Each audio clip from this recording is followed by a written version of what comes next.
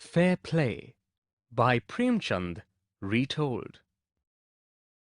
Juman Sheikh and Algu Chaudhry were good friends. So strong was their bond of friendship that when either of them went away from the village, the other looked after his family. Both were greatly respected in the village. Juman had an old aunt who had some property. This she transferred to him on the understanding that she would stay with him and he would look after her. The arrangement worked well for a couple of years. Then the situation changed. Juman and his family were tired of the old relative. Juman became as indifferent to her as his wife, who grudged even the little food that the old lady wanted every day. She swallowed these insults along with her food for a few months. But patience has its limits. One day she spoke to Juman. "My son, it is now obvious that I am not wanted in your house. Kindly give me a monthly allowance so that I can set up a separate kitchen." "My wife knows best how to run the house. Be patient," said Juman shamelessly. This made his aunt very angry, and she decided to take her case to the village panchayat. For many days, the old lady was seen talking to the villagers, explaining her case and seeking their support. Some sympathized with her, others laughed at her, and a few others advised her to make it up with her nephew and his wife. At last, she came to Algu Chaudhry and spoke to him. "You know, Chachi, Juman is my best friend. How can I go against him?" Algu said. "But is it right, my son, to keep mum and not say what you consider just and fair?" pleaded the old lady. "Come to the panchayat and speak the truth," she said. Algu didn't reply, but her words kept ringing in his ears. The panchayat was held the same evening under an old banyan tree. Juman stood up and said, "The voice of the Panch is the voice of God. Let my aunt nominate the head Panch. I will abide by her decision."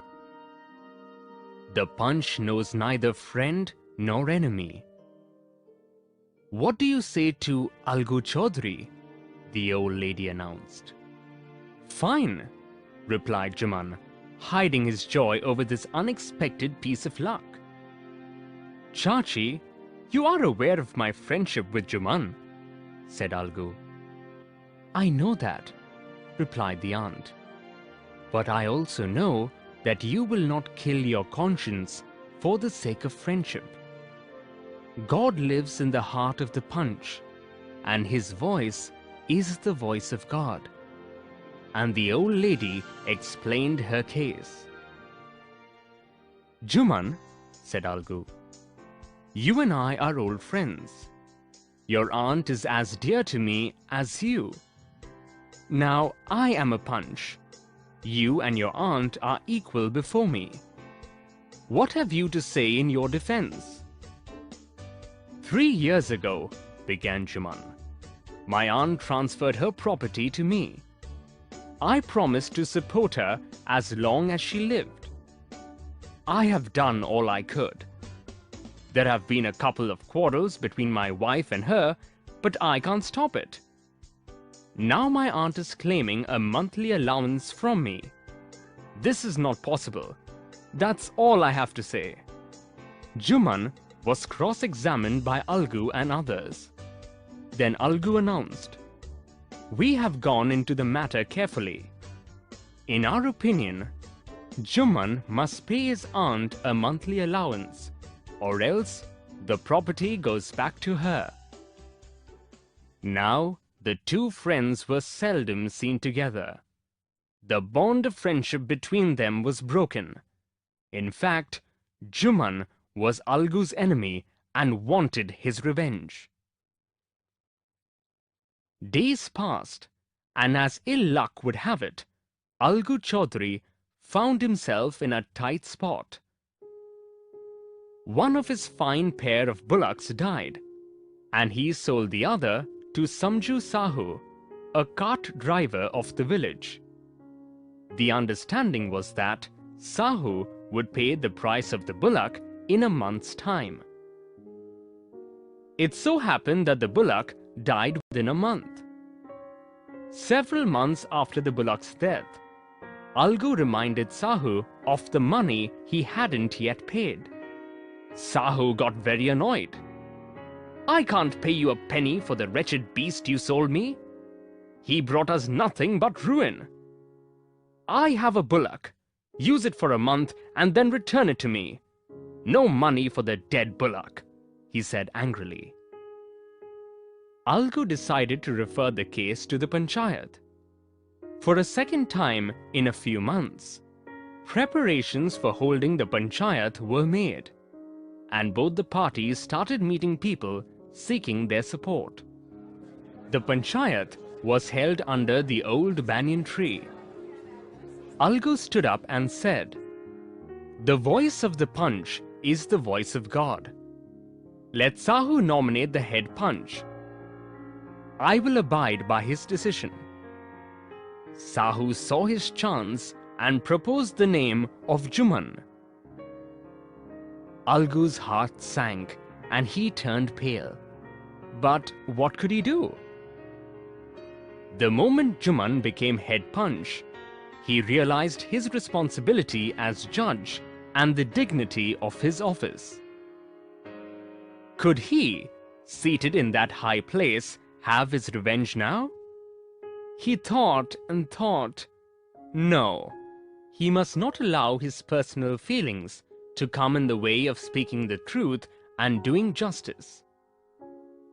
Both Algu and Sahu stated their cases. They were cross-examined and the case was considered deeply. Then Juman stood up and announced, "It is our opinion that Sahu should pay Algu the price of the bullock. When Sahu bought the bullock, it suffered from no disability or disease. The death of the bullock was unfortunate, but Algu cannot be blamed for it." Algu could not contain his feelings. He stood up and said loudly over and over again, "Victory to the Panchayat!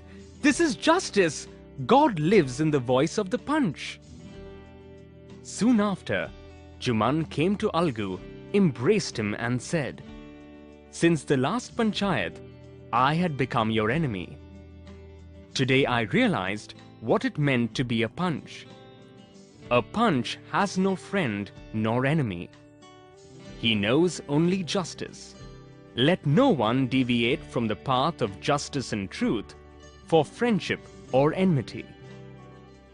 Algu embraced his friend and wept, and his tears washed away all the dirt of misunderstanding between them.